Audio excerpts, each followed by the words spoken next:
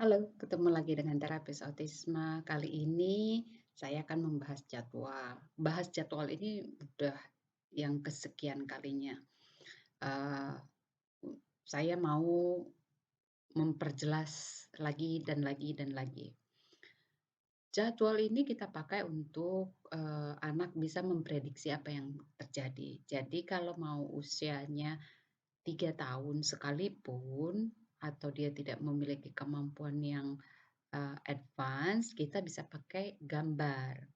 Nah, jadwal ini juga harus kita perhatikan lagi nih, jadwal seperti apa yang mau kita pakai. Jadwal mingguan, jadwal harian, jadwal sesi, atau jadwal, kegiatan. Jadi misalnya ada satu kegiatan, ada beberapa rangkaian gitu ya. Nah, ini harus kita tentukan lebih dahulu. Yang mana yang akan kita pakai, yang mana yang akan membantu anak itu pada saat itu, gitu ya. Kalau jadwal mingguan untuk anak 3 tahun, kita cukup membawa dia ke depan gambarnya, kita bilang jam 7 mandi, that's it. Kita tidak sedang mengajari dia jam, kita tidak sedang mengajari dia membaca.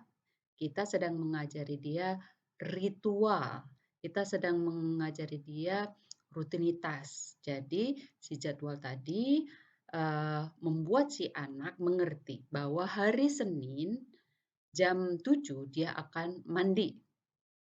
Walaupun anaknya nggak ngerti, hari ya, tapi kan dia bisa dengar tuh, setiap kali hari Senin kita jam 7 mandi.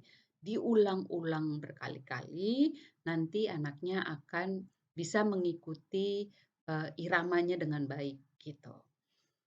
Begitu juga dengan jadwal mingguan jadwal harian. Jadwal harian itu satu hari kita akan ngerjain apa saja.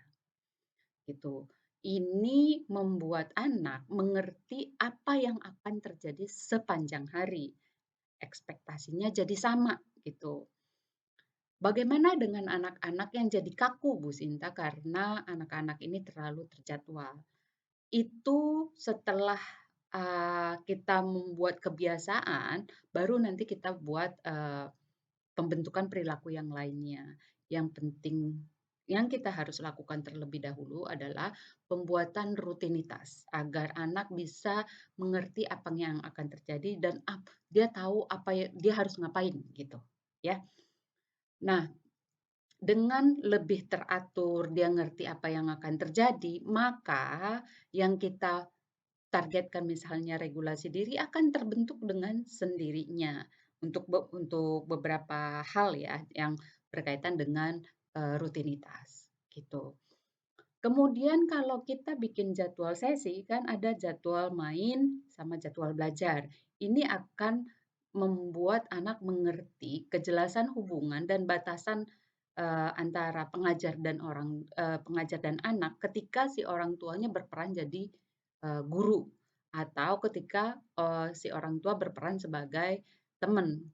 Ini juga kadang-kadang terjadi dengan terapis ya, karena keasikan main, anaknya udah nggak mau lagi. Tapi kalau kita lakukan ini berulang kali, maka akan terbentuk, eee, self regulate sendiri dari si anak itu. Dia bisa, membantu dirinya untuk mengikuti apa yang sudah dijadwalkan, apa yang sudah ditentukan.